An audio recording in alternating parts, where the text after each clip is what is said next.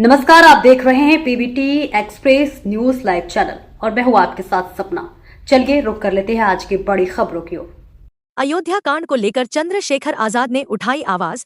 अयोध्या में दलित युवती के साथ हुई दरिंदगी के खिलाफ चंद्रशेखर आजाद संसद के बाहर बैनर लेकर बाबा साहब भीमराव अंबेडकर की प्रतिमा के सामने बैठ गए हैं। मैं काफी देर से यहाँ बैठा हूँ। उसका कारण ये है कि अयोध्या, जहाँ उत्तर प्रदेश में कहा जाता है कि राम राज है, वहाँ इतनी बड़ी घटना हुई है कि एक बेटी जिसके साथ निर्भया से भी बुरा, मैं आज याद करता हूँ दिल्ली में जब निर्भया के साथ ये हुआ था, तब भी हम निःशब्द थे और आज भी हम निःशब्द हैं। उसकी टांग तोड़ दी गई, उसकी आंख फोड़ दी गई, उसको 3 दिन तक वो गायब रही, पुलिस तमाशा देखती रही क्योंकि किसी नेता की, किसी अभिनेता की, किसी मंत्री की, किसी पूंजीपति की, किसी उद्योगपति की बेटी नहीं थी, गरीब की बेटी थी। इस वजह से जो चुप्पी है, उस चुप्पी पे सरकार को जवाब देना चाहिए। वो जिस दशा में मिली थी, खून से लथपथ, अभी तक पुलिस के हाथ खाली हैं। 3 दिन तक उसकी सर्च नहीं किया गया क्योंकि वो बेटी दलित की थी, वो बेटी अयोध्या की थी।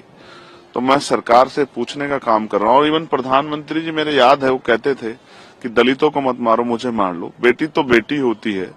आज क्यों चुप्पी है? क्या उस बेटी की अस्मिता का जवाब नहीं देगी सरकार?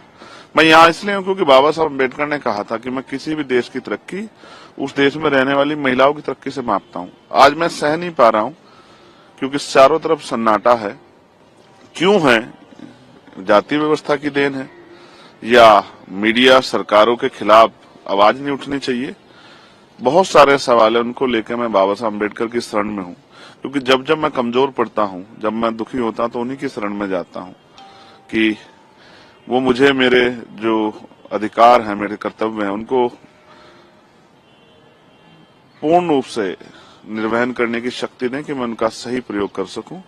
और जो शपथ मैंने पार्लियामेंट में ली थी कि मैं सभी के लिए, महिला हो, पुरुष हो, देश के हर नागरिक के हक की आवाज उठाने का काम करूंगा, मैं उसी जिम्मेदारी को निभा रहा हूँ। क्या संसद के पटल पर भी आप इस बात को उठाएंगे?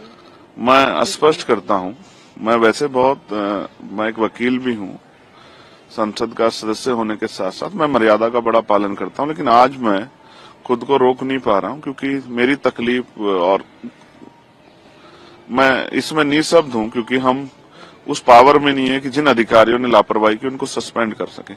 लेकिन बेटी की रक्षा के लिए, उसको न्याय दिलाने के लिए, उसकी मां के आंसू पूछने के लिए, उसके परिवार को विश्वास दिलाने के लिए, और सिर्फ उसके नहीं, पूरे प्रदेश की बेटियों को, देश की बेटियों को विश्वास दिलाने के लिए कोई है जो जब बेटियों के अपमान पर चुप रहेगा। मैं अपनी ड्यूटी कर रहा हूँ। पार्लियामेंट में भी मैंने अर्जेंट मोशन भी दिया है कि इस विषय पर चर्चा हो, और नहीं चर्चा होगी तो जो भी मुझसे बन पड़ेगा मैं उस तरह। फिलहाल इस खबर में इतना ही। दीजिए इजाजत। नमस्कार।